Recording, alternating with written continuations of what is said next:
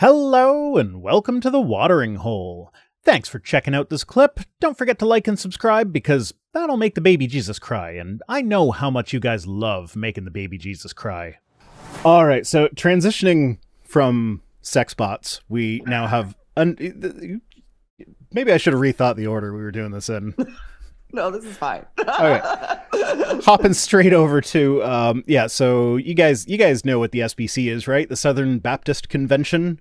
You know how every time we investigate a church, we find a bunch of sexual assault and sex-related crimes and assault of minors and shit like that? Mm-hmm. SBC is no exception to that rule. There was a third party investigation. The SBC was, so the SBC initiated the investigation, but they hired the third party to do it. Mm-hmm. So I guess minor amount of credit for actually starting the investigation in the first place, but I don't know if I would give them credit because why did they start after that long? They didn't just start an investigation because they were now's the time. Yeah, no. That tells me that things were going to surface publicly and they needed to get ahead of it. Yeah, that's probably exactly what it is. Anyway, so they for years, they've been stonewalling and denigrating survivors of clergy sex abuse for over 2 decades, or no, almost 2 decades. Mm-hmm. And they were they were doing this to same old story. They're protecting their reputation. Mm-hmm. And the offenders. Yeah. Always. But so every time anyone came forward, they would be met time and again with resistance, stonewalling, outright hostility from some within the executive committee of the SBC. So now their defense in this has been kind of we're the SBC, we're not a rigid hierarchy like you would find in the Catholic Church where they have to report to us on their goings on.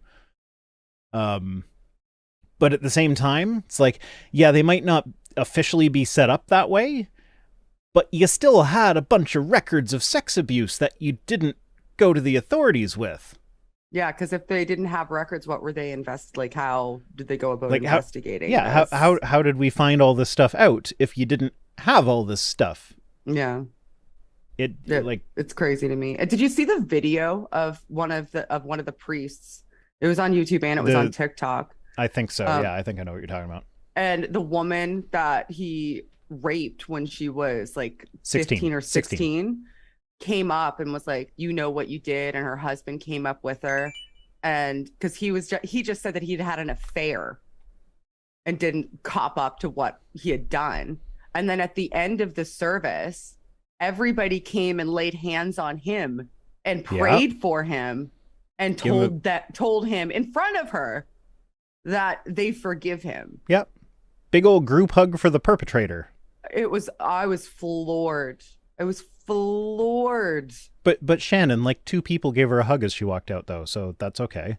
It was unbelievable to me. Just absolutely unbelievable to me. That's the mindset that you cultivate when you have this sort of forgiveness and hierarchy. She brought up other stuff too, where it's if it was a friend too. Yeah, there's her friend or her cousin or something is these 2 other girls that I know were also abused, and you sent that abuser to this other church, and about that, and he tried to tell her she was lying about that. But it's I'm sorry, at this point I don't trust him. Right, and then they all go up and they don't even get to give him forgiveness. Also, by the way, the people that he didn't wrong, don't get to give that to him. I bring this up in a video that I'm working on now. This is the perfect example that we always try to reference of with Christianity. The problem is you're asking God for forgiveness. You're not asking the people that you've actually done the harm to. Right, exactly. And this is a perfect example of that, where this woman, she has not forgiven him. She's still got issues. She needs she said she needed therapy. She didn't get therapy because if she'd have gone to therapy, he would have ended up in prison because it was illegal to rape someone. Especially minor. Yeah. So it's she needs help. And instead of anyone helping her, they all crowd around the guy who made her life a living hell for 27 years, I think she said, and try to comfort him because he needs the comfort. And what's the most fucked up too is this was after the report came out, which is why he had to say something, because he was on it, and so it was public now what had happened. So another case of him only coming forward because he was trying to get ahead of it.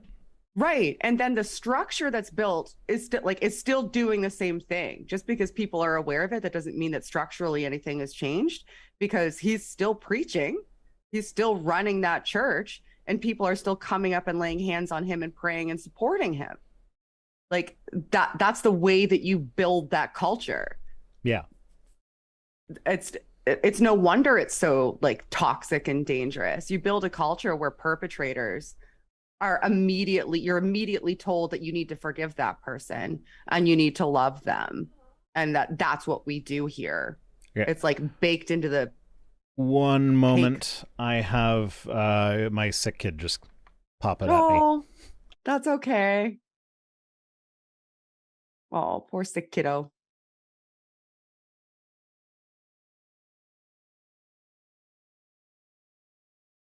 Oh, so sad. I'm reading some of the chats. It's awful.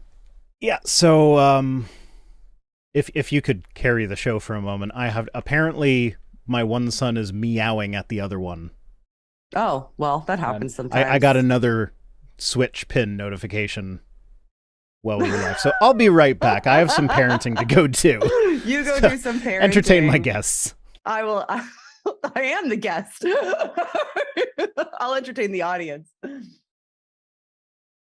Why don't you guys tag me with your question in the chat, or send a super chat, even better, because I'll see them, and then he'll get some monies.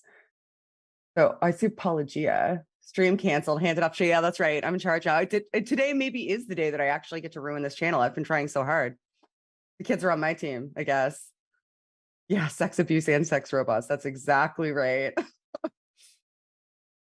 Yeah, no, like this really does bother me. Like the forgiveness dichotomy that they build, that if something happens to you that you like as part of healing, you need to forgive the person, like that is something that is mandatory, or at least it's posited as mandatory for you to continue healing, or for you to even start healing. The way that it's framed is repulsive as far as I'm concerned, because instead of focusing on what the victim needs in order to be able to move forward with their lives, you're focusing instead. Good, you got it. You're focusing instead on finding a way to make them reconcile with being okay with being abused before they're even ready, if they ever are ready, to forgive that person. Forgiveness shouldn't be mandatory. It shouldn't be a requirement. It certainly shouldn't be the focus.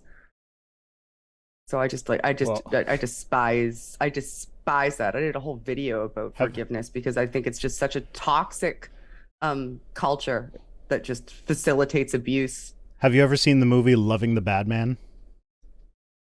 That sounds familiar to me. It's one where a woman is raped. She gets pregnant, and the that's the one where one of the Baldwins was in it.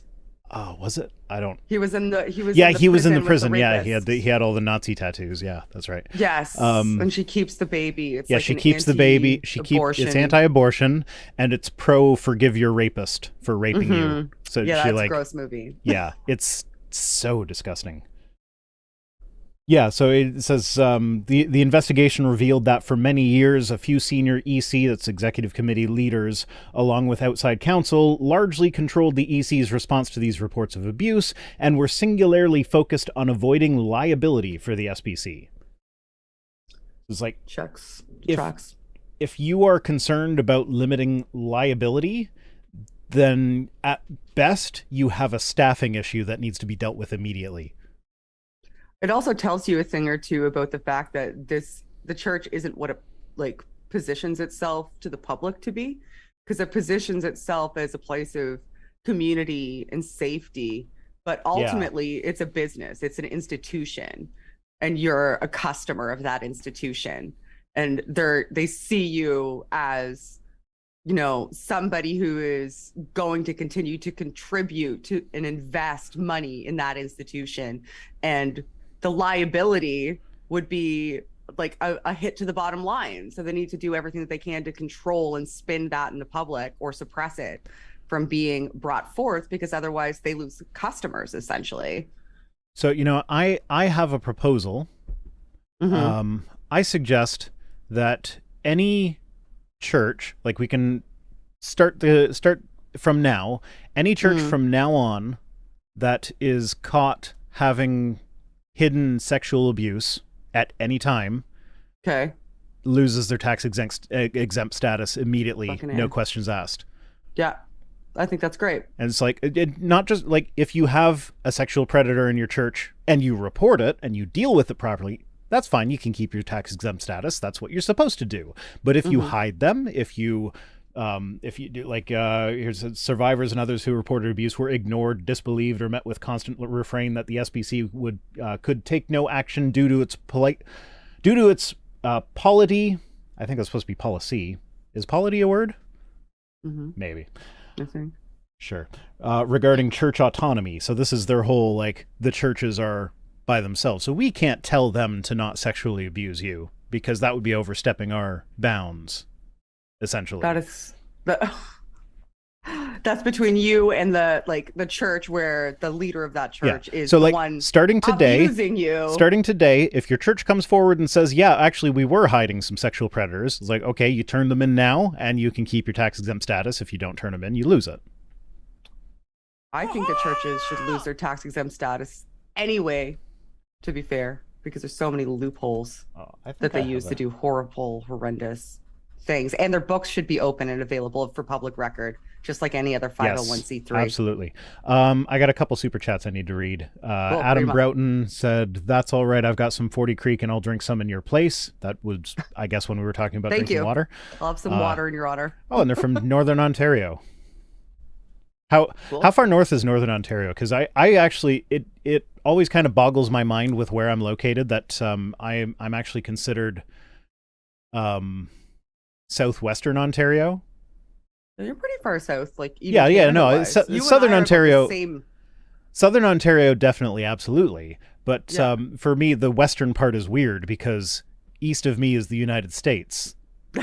Because I'm on a weird shaped peninsula. Yeah.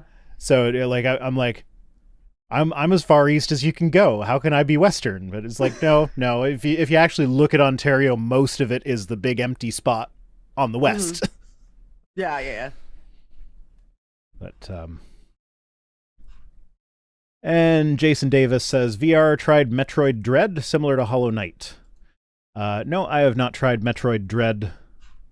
I'm actually really weird when it comes to getting into video games. So it's like a video game either captures me immediately and I'm stuck in it forever, or it doesn't and I forget that I even have it.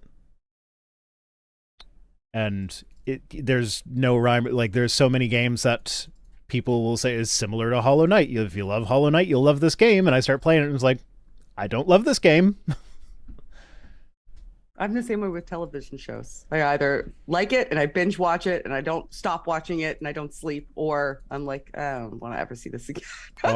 No Stranger Things spoilers. I don't watch that show. I'm partway through season 4 and Max is the best. I love Max. I've seen one episode. It's one of the shows that I watched one episode and I was like, yeah, I don't ever need to see this again. People seem to think that it's cool. Paul likes it. You like it. I like it. It's Max and Dustin are the best characters, hands down. And then the guy who plays Steve apparently is like 30, but he looks like 17. Oh, so they actually got someone who looks the part. Mm-hmm. That's often like you look at the CW series that are all supposed to take place in high school, and it's like, yeah, those people are 35 or so. Like that guy's my age. It's like, yeah, he's in better shape than me, but it was like that when we were younger too. Like, remember 90210? Luke Perry was like 60 or something, and he was like a 15-year-old. I don't think I've seen a single episode of 90210. Well, you're not missing anything. No, I didn't think I was. You're not. You're fine. All right. So, executive committee staffer maintained a list of Baptist ministers accused of abuse, but there's no indication that anyone took any action to ensure that the accused ministers were no longer in positions of power at SBC churches. So, they kept a list. If you have a list of abusers, you turn the list over to people that can do something about the abusers. Or you do something before you accumulate a fucking list. Yeah. Like, if you get to the point that there is a list, then you've done something wrong. Yeah. Seriously wrong. Like, dramatically, desperately wrong. A list. So, well, I'll just add that to the list. Yeah, I'll just add you to the list of known sexual predators that I have right here. That Which column should I put you in? Did you like, rape somebody? Did you assault somebody? What age were they? We need to make sure we're categorizing you correctly on the fucking list. Yeah. Why do people go to church, man? I don't even understand. Like, why? And they say you need to, like, that's one of the things that atheists with kids get all the time is like, oh, well, what you should at least take your kids to church so that the kids get the moral message. And it's like, why would I take them to such a dangerous location? Right. And also, what moral message that I couldn't give them myself? Like, what moral message? So Adam got back to us, says, officially Northern Ontario starts at North Bay. That's where I am. Oh, okay. So he's in southern right Northern Ontario. He's in southernmost Northern Ontario.